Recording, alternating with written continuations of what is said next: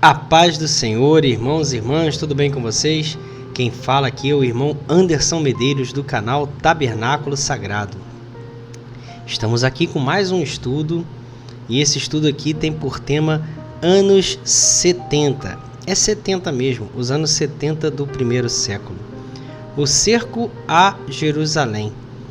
Então vamos falar aqui sobre este tema. O povo de um príncipe que há de vir destruirá a cidade e o santuário. Vamos aqui no próximo slide. O que diz a profecia sobre o cerco a Jerusalém?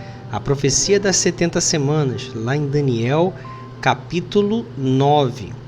Mas nós vamos pegar aqui, irmãos, Daniel, no capítulo 9, no versículo 26. É um ponto específico ali das profecias das 70 semanas, né? E no versículo 26 vai dizer assim, olha: depois das 62 semanas será morto o ungido. Ungido aqui também pode ser traduzido como Messias. Está falando aqui do nosso Senhor Jesus. E já não estará, porque ele morreria por nós, por todos nós, né? O sacrifício ali do nosso Senhor na cruz, a qual por meio dele somos redimidos de todos os pecados, e já não estará, porque ele é assunto aos céus. Lá em Atos capítulo 1 a gente vê que ele sobe nas nuvens, né? E acontece esse fato, né? Agora, nesse texto aqui, eu destaquei, ó, e o povo de um príncipe que há de vir. Esse ponto aqui é muito importante quando a gente observa, porque ele está dizendo que é um povo de um príncipe que há de vir. Há um príncipe aqui que há de vir. E está falando aqui do povo desse príncipe, né? Que o povo desse príncipe que há de vir destruirá a cidade e o santuário, né? Então, quem destrói a cidade e o santuário? É esse povo. O povo desse príncipe que há de vir, né? Que vai destruir a cidade e o santuário. E o seu fim será num dilúvio.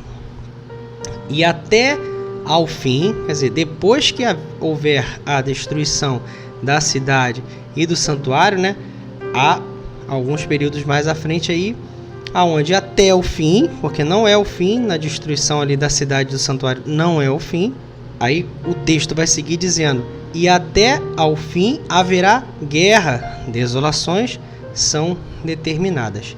Então a gente está pegando esse versículo aqui, que é um ponto específico ali dentro das 70 semanas, e vamos nos aprofundar justamente nesse povo de um príncipe que há de vir. Esse povo que destruirá a cidade e o santuário. Vale a pena observar que o príncipe ele há de vir, e quem destruirá a cidade e o santuário é esse povo. Então nós vamos agora nos aprofundar nesse povo. É um ponto específico ali dentro da profecia das 70 semanas, a qual nós vamos nos aprofundar. E quem é o povo de um príncipe que há de vir? Vamos observar então aqui juntos. E vamos, para isso, lá nos relatos, né, no Flávio Josefo, né, as fontes históricas de Flávio Josefo, que é um historiador que escreveu esse livro que vocês estão vendo aí, ó. Nesse livro aí é que nós vamos tirar as fontes. História dos Hebreus, tá vendo? Aí aqui do lado direito, eu coloquei até uma das folhas de dentro ali, que está assim: História dos Hebreus, de Abraão à queda de Jerusalém, que acontece exatamente essa queda de Jerusalém ali nos anos 70, né? E vamos aqui agora avançar e ver quem foi Flávio Josefo, para a gente entender um pouquinho mais desse historiador, né? Então vamos lá.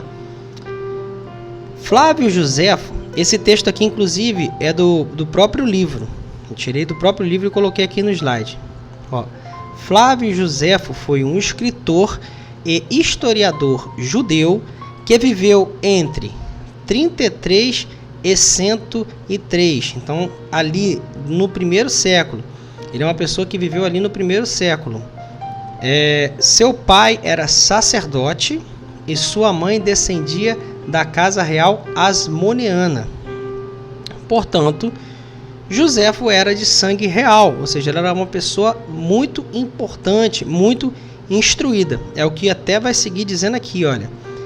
Ele foi muito bem instruído nas culturas judaicas, claro, porque ele era judeu. Ele cresceu ali dentro, né, do judaísmo, da cultura judaica. Mas ele também aprendeu muitas outras coisas, ó. Ele era muito bem instruído nas culturas judaica e grega. Ele falava perfeitamente o latim, que é o idioma do Império Romano. Então ele era muito fluente, ele falava perfeitamente o idioma do latim, né, do Império Romano, e também o grego, que inclusive era a língua predominante, que era o idioma grego, né? O Novo Testamento, por exemplo, né, que a gente tem ali os evangelhos, as cartas ali dos apóstolos, né, até o próprio Apocalipse, foram escritos também em grego. Nós temos a versão aqui nas nossas Bíblias traduzida do grego para o português. Só uma observação. Vamos seguir aqui então. Logo cedo, Joséfo, né, demonstrou intenso zelo religioso, filiando-se ao grupo religioso dos fariseus. Olha só, o mesmo grupo a quem pertencia o apóstolo Paulo, os fariseus. Ó, durante toda a sua vida, a sua terra e o seu povo estiveram sob domínio romano. Claro, porque todo aquele período ali, né, Judá, o reino de Judá, que é o reino do sul, nós já falamos em alguns estudos aqui que Israel, 12 tribos, foi dividida em 2 reinos separados. Ao norte, que é reino de Israel, também conhecido como casa de Israel, e ao sul, o reino de Judá, também conhecido como casa de Judá. Reino de Israel, que tinha 10 tribos, foi destruída, né? Aquela história toda que a gente já vem falando em alguns vídeos aqui, só como observação, né? Então esse reino de Judá, nesse período, ele já estava debaixo do jugo romano, né? Então bate certinho. Durante toda a vida, né, de Flávio Joséfo, a sua terra e o seu povo estiveram sob domínio romano. Agora vamos observar aqui, olha, no outro parágrafo, diz assim, ó: em 66 depois de Cristo, irrompeu uma revolta. Esse ponto aqui é importante, porque a revolta foi dos judeus contra os romanos. Então os judeus se revoltaram contra os romanos por várias questões, entre elas ali, e uma das principais, a carga tributária muito elevada. Estava massacrando ali o povo judeu. Então eles se revoltaram ali contra o Império Romano, né? E Joséfo, ele estava ali com os judeus, ele fazia parte ali, né? Foi enviado para dirigir as operações contra os dominadores na turbulenta Galiléia. Aí ele logrou algumas vitórias, ele ganhou ali, né? Mas logo ele foi derrotado e rendeu-se, né, ao exército romano. Então ele foi ali tido como prisioneiro de guerra, só que um prisioneiro valioso. Por quê? Por causa da mentalidade dele, do conhecimento dele, né? Fim da guerra, foi conduzido a Roma, onde lhe conferiram a cidadania romana, também uma pensão do Estado, época em que lhe foi dado o nome romano de Flávio, né? Flávio Joséfo, né? Foi dado o nome dele de Flávio ali. Ele viveu em Roma até o fim de sua vida, escrevendo a obra que atravessaria os séculos e chegaria até nós. Obra esta que nós aqui neste estudo vamos pegar alguns pontos específicos aqui para vermos, porque ele fala, ele relata sobre esse povo, de um príncipe que há de vir, né? Depois da Bíblia, é a maior fonte de informações sobre os impérios da antiguidade, o povo judeu e o Império Romano. Amém? E aqui nós vamos ver alguns relatos históricos importantes. A partir desse ponto aqui, os slides vão trazer aqui informações importantes que foram tiradas, como falei anteriormente, deste livro, História dos Hebreus, de Flávio Joséfo.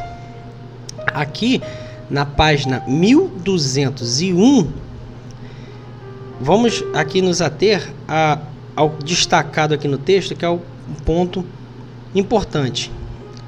Voltamos até um pouquinho aqui desse ponto que está destacado aqui, ó, que vai falar de Vespasiano, que era o imperador romano ali naquele momento, né? Então, olha, Vespasiano estava então com esse príncipe, e o Tito era filho do Vespasiano, na Acaia, e apenas honrado com esse grande cargo. Ele mandou Tito que era o general ali das tropas romanas, né? Seu filho, né, Vespasiano, tá vendo? Confirmando que Tito era filho de Vespasiano, a Alexandria, para receber as 5ª e 10ª legiões. Importante, olha, aqui já vai começar a falar das legiões. Essas legiões, que eram as tropas que eles estavam recolhendo ali, ajuntando, melhor dizendo, para reforçar o exército romano.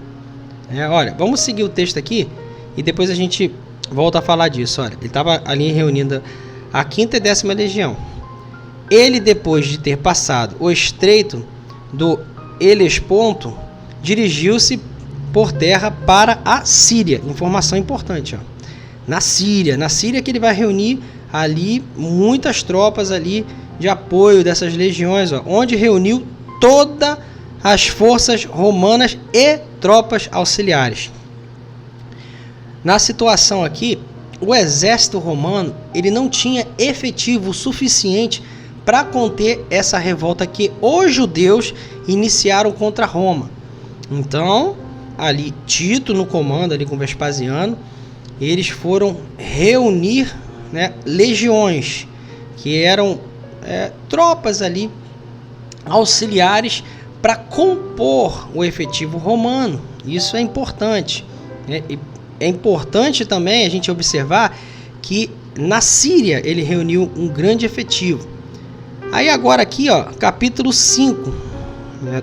Vespasiano e Tito, seu filho, vão a Ptolemaida com um exército de 60.000 homens. Agora vamos observar um pouco mais aqui, página 1206. Esse ponto que está destacado aqui, olha.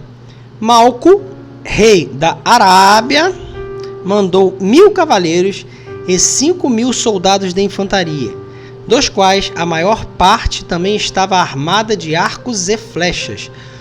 Todas essas tropas unidas faziam mais ou menos 60.000 homens. Olha quanta pessoa ali eles estavam reunindo, quantos soldados, né? E a gente vê que eram árabes. Então eles estavam na região da Síria ali, olha só, reunindo ali, olha, sírios e árabes. Olha a quantidade de pessoas. Então a gente já está vendo a composição dessas tropas auxiliares ali com sírios e árabes. Avançando um pouco mais para a página 1410, no capítulo 26, que tem por título Os revoltosos dão um outro ataque, os romanos repelem até o templo, a qual um soldado põe fogo.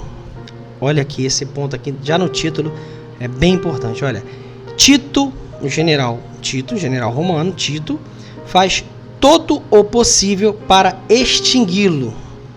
Quer dizer que Tito estava fazendo todo o possível para apagar o fogo no templo. Mas inutilmente. Horrível carnificina.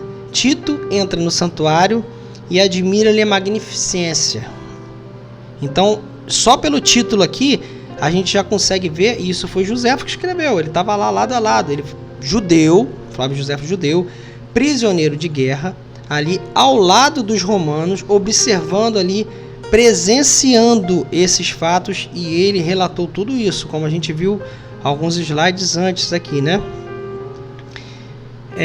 Nesse ponto destacado aqui embaixo, olha, entretanto os revoltosos não descansaram, deram outro ataque contra os romanos e travaram uma luta com os que apagavam o fogo por ordem de Tito, o general Tito. Então o general Tito não queria que danificassem o templo, ele não queria a destruição do templo.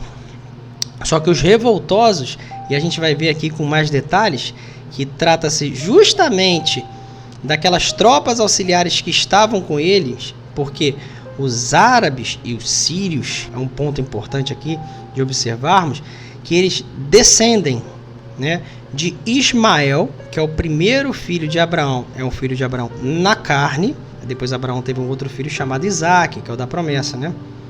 Só um ponto importante para ressaltar aqui. Então ali, o Ismael, ele teve ali uma descendência.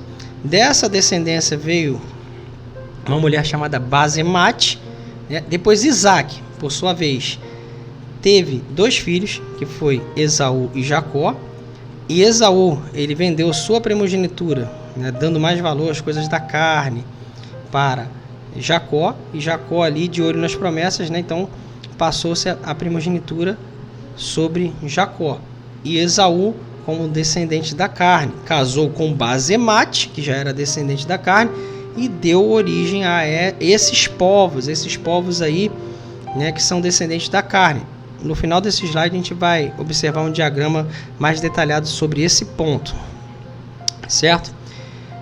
Aqui ainda na página 1410, aqui no ponto 467, tem um outro relato importante.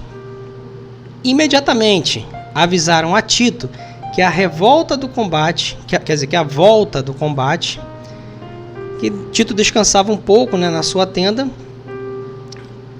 e ele partiu no mesmo instante para mandar apagar o fogo. Olha, estavam insistindo nisso, né? Todos os chefes seguiram e as legiões depois dele com grande confusão e tumulto. Clamores tais que se pôde imaginar quando em tal contingência um grande exército marcha. Olha aqui, esse ponto aqui é importante, ó. Um grande exército marcha sem ordem e sem disciplina. Tito não tinha dado ordem nenhuma. As tropas auxiliares ali, em sua grande maioria composta de sírios e árabes, estavam desobedecendo completamente as ordens de Tito. E eles marchavam sem ordem, sem disciplina. Tito gritava com todas as forças, fazia sinais com a mão para obrigar os seus, que eles faziam parte, né, da composição ali do efetivo que estava com o exército romano, né, a apagar o fogo, mas tão grande barulho impedia que ele fosse ouvido. Olha agora aqui, ó, o ardor e a cólera, grande fúria, né, uma cólera, de que os soldados estavam cheios, que eram os sírios e os árabes, né, naquela guerra, não lhes permitia notar os sinais que lhe fazia. Assim, aquelas legiões que entravam em massa não podiam, em sua impetuosidade, ser contidas, nem por suas ordens, que é as ordens de tiro, nem por suas ameaças, mesmo ele ameaçando de punição severa, eles não estavam nem ligando para isso. Devido à cólera, à impetuosidade, o furor, né? O furor as conduzia, elas apertavam-se de tal modo que muitos caíam e eram pisados. Olha como é que estava o ódio mortal desses sírios e árabes ali, ó. Outros caindo sobre as ruínas do pórtico e das galerias, ainda acesas e fumegantes, não eram, embora vencedores, menos infelizes que os vencidos. Então a gente vê ali a fúria e o ódio, porque essa descendência da carne sempre persegue a descendência da promessa. E havia uma outra questão ali, porque para eles aquelas terras deveriam ser deles. Assim, há muita coisa ali, né, que motivavam esses sírios e esses árabes a ir com esse ódio ali contra os judeus. E aqui, olha, página 1411. Quando todos aqueles soldados chegaram ao templo, fingiram não entender as ordens que o imperador lhe dava. Os que estavam atrás exortavam os mais adiantados a pôr fogo. Tipo assim, coloca fogo, destrói logo. A impetuosidade, a fúria e o ódio, né? E não restava, então, aos revoltosos nenhuma esperança de poder impedi-lo. São alguns relatos aqui, passando brevemente, né?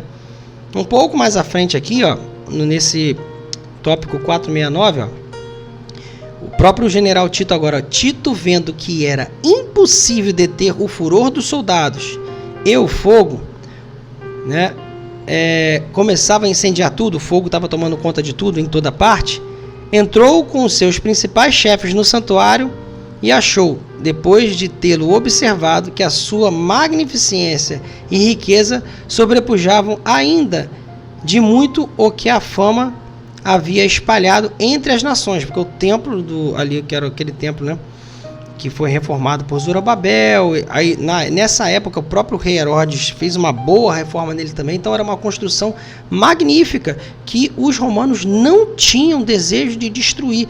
A missão de Tito era conter a revolta dos judeus. Ponto. Era uma guerra? Era uma guerra. Pessoas morrem, né? Há algumas destruições, isso é inevitável, mas a missão do general Tito era conter a revolta dos judeus. E ele, quando juntou esse efetivo, né, ele imaginou que fosse conter, que fosse a missão, cumprir a missão. Só que os revoltosos, que é exatamente esse povo de um príncipe que há de vir, então isso é importante, ó. Esses árabes e os sírios ali, que era exatamente esse povo que estava destruindo ali o santuário, né?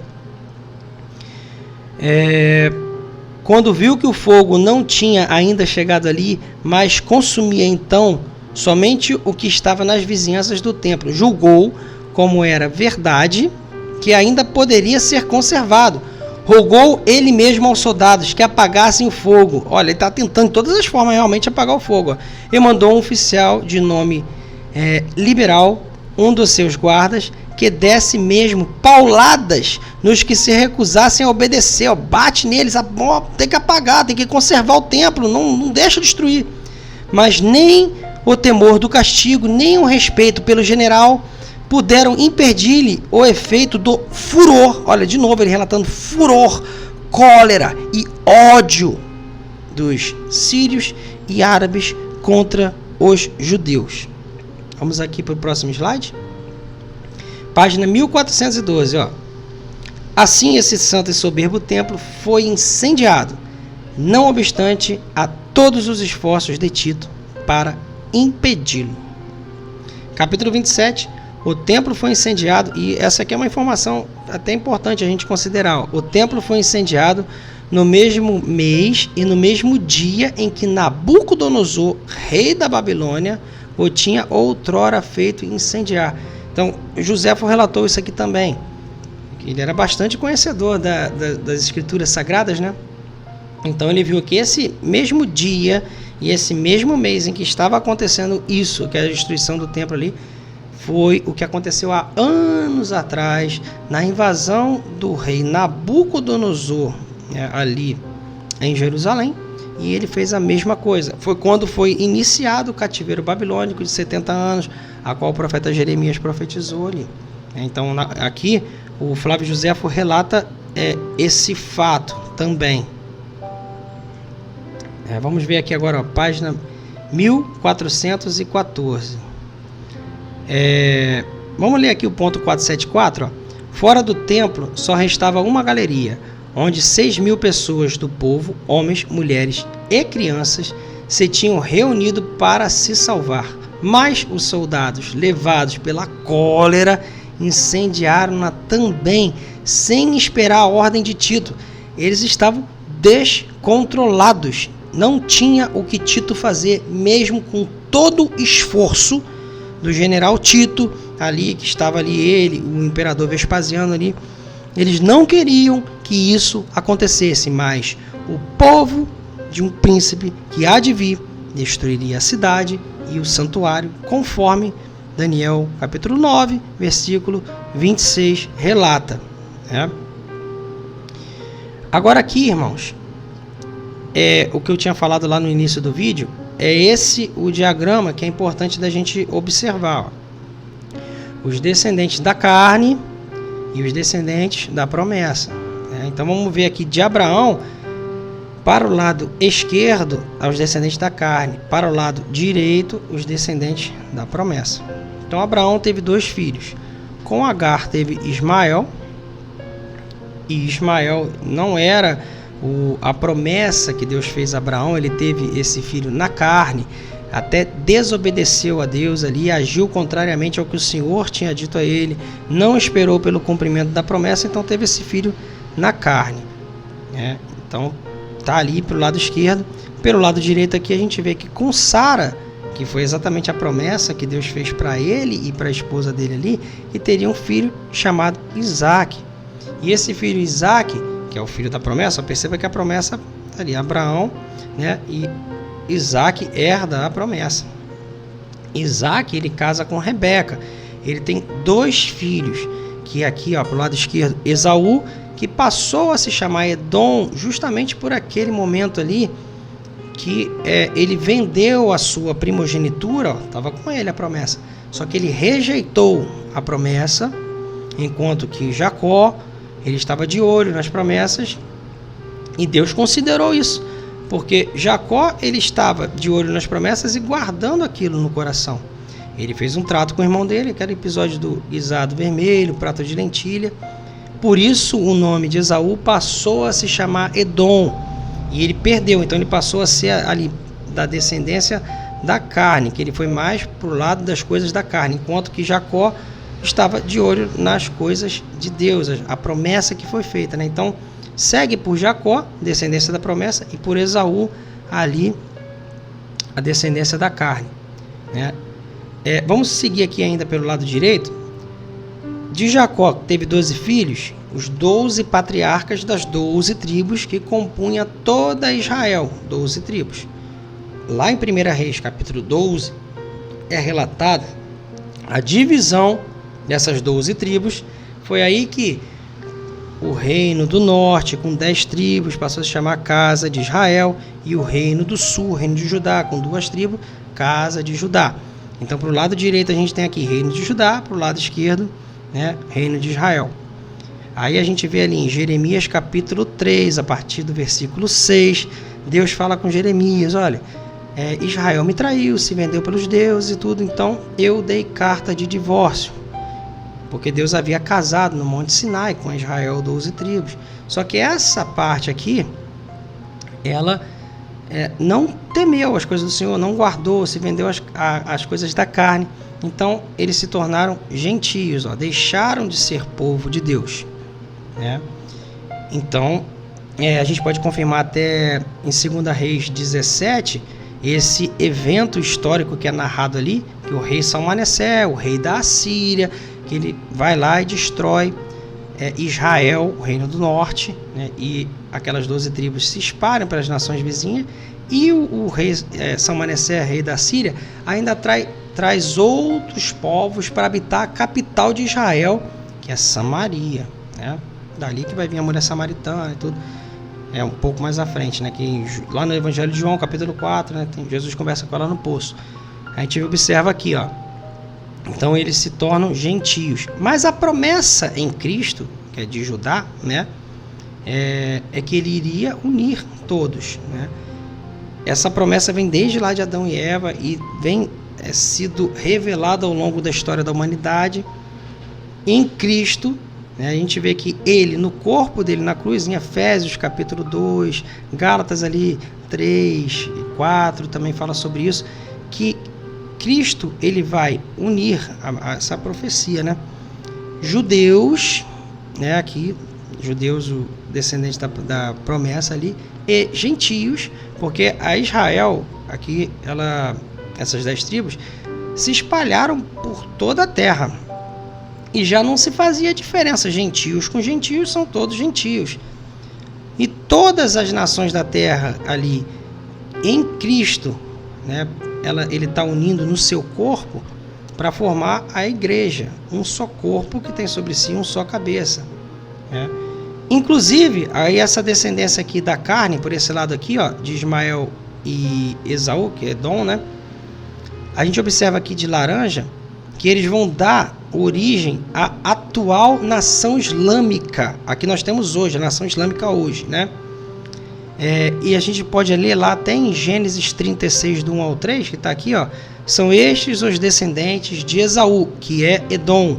Esaú tomou por mulheres, dentre as filhas de Canaã, Ada, filha de Elon, Eteu, Olibama, filha de Aná, e filho de Gibeão. E essa aqui é importante, ó. E Basemate, filha de Ismael, que descende lá do primeiro filho de Abraão com Agar, né, que na carne.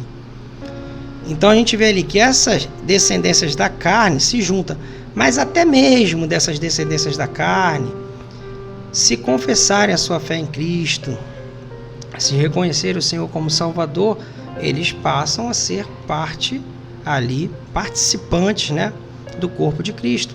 O apóstolo Paulo fala sobre isso em Romanos 11 também. Não vamos entrar muito aqui no detalhe, né, mas é só para exemplificar, dar uma visão geral sobre isso, né? Eu vou deixar um card aqui em cima sobre descendente da carne e da promessa. Tem um vídeo que eu falo mais detalhadamente sobre isso. Só para que os irmãos vejam que, como diz lá em Daniel 9, 26, o povo do príncipe que há de vir, esse povo destruiu a cidade e o santuário. Observamos isso, né? E o príncipe, ele há de vir desse povo. E esse povo é a atual nação islâmica. Então, aponta ali, né, para o anticristo que virá, esse príncipe desse povo, né, ele há de vir. E esse povo ali é que destruiu a cidade e o santuário. O príncipe desse povo não veio, mas ele virá, né? Então, vale muito a pena a gente observar isso. É muito importante. Então, a gente está aqui pegando eventos históricos do Flávio Josefo, correlacionando ali com a palavra, naquele ponto específico ali de Daniel 9, 26, já temos alguns vídeos aqui também, que falamos sobre as 70 semanas, né? Vou deixar aqui também o card sobre esse vídeo. Vamos falar mais posteriormente em outros vídeos, e é muito importante, irmãos, a gente estar estudando, meditando a palavra de Deus, principalmente como base de tudo, e a palavra de Deus, ela nos aponta para a história. Então nós vamos na história, vamos conferindo, a própria história testifica da palavra, e é muito importante observarmos essas coisas, né? Porque Deus deixou instruções para nós, e hoje nós vivemos exatamente esse tempo, que é o tempo do fim, onde as coisas estão acontecendo e a palavra revela coisas que irão acontecer num futuro não tão distante, né? Então vamos guardar nos nossos corações. Se esse vídeo foi edificante para você, curta o vídeo para ajudar o canal, compartilhe, se não é inscrito, se inscreva, recomende aos seus irmãos e irmãs que se inscrevam no canal, acompanhem nossos estudos. Vocês têm toda a liberdade para interagir da forma que desejarem, com ordem, decência, para que nós possamos ali estarmos aprendendo juntos, né? Dando acréscimos uns com os outros. Tem comentários que são muito importantes, que colocam pontos interessantes ali para a gente observar aquele ponto mais profundamente, né? Esse vídeo aqui mesmo, ele foi fruto ali de uma conversa que tivemos com alguns irmãos, e estamos compartilhando aqui para edificação do corpo de Cristo. Eu agradeço a todos, Deus abençoe a todos e as suas famílias, em nome de Jesus. Amém?